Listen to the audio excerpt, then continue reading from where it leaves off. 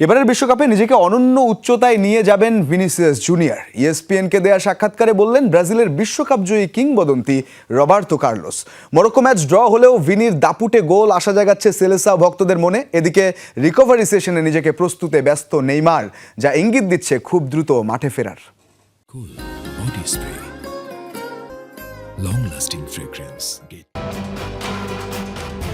মরক্কোর সাথে ড্রয়ের ম্যাচে সেলেসাওদের প্রাপ্তি ভিনি ম্যাজিক। হলুদ জার্সিতে ওই গোলটা যেন একটা স্টেটমেন্ট। এবারের বিশ্বকাপে মাদ্রিদ স্টার কতটা অপ্রতিরোধ্য হতে যাচ্ছেন তা প্রথম ম্যাচেই টের পেয়েছে প্রতিপক্ষের রক্ষণভাগ। হেক্সা মিশনের শুরুতেই মরক্কোর কাছে পরাজয়ের ধাক্কা খেতে পারত হলুদ শিবির। এরই মধ্যে সমর্থকদের মধ্যে জেগেছে শঙ্কাও। প্রশ্ন উঠছে, কোচ কার্লো অ্যানচেলোত্তির অধীনে বেশি দূর যেতে পারবে তো সেলেসাওরা? তবে খাদের কিনারা থেকে দলকে টেনে তোলা ভিনিসিয়াস জুনিয়রই দেখাচ্ছেন স্বপ্ন।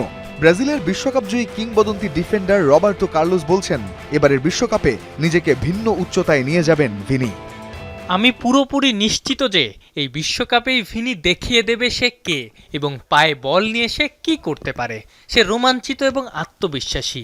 আমি নিয়মিত তার সঙ্গে কথা বলি। আমি তাকে বিশ্বের সমস্ত শুভকামনা জানাই, কারণ এই গুরুত্বপূর্ণ শিরোপাটি আবারও জেতার লড়াইয়ে সেই ব্রাজিলের প্রধান ভরসা। নেইমারের ইনজুরিতে স্বাভাবিকভাবেই দলের নির্ভরতা বাড়ছে রাফিনিয়া ভিনিসিয়াসদের উপর। ইএসপিএনকে দেয়া সাক্ষাৎকারে কার্লোস বললেন, যে গুরুদায়িত্ব ভিনির উপর আছে সেটাকে চাপ না ভেবে উপভোগ করতে হবে এই ফ্ল্যাশ ফরওয়ার্ডকে। ভিনিকে বুঝতে হবে সে বিশ্বের সবচেয়ে বড় ক্লাব রিয়াল মাদ্রিদ এবং বিশ্বের সেরা জাতীয় দল ব্রাজিলের হয়ে খেলে। তাকে শান্তভাবে এই দায়িত্ব নিজের কাঁধে তুলে নিতে হবে। সে দলের অন্যতম প্রধান নেতা।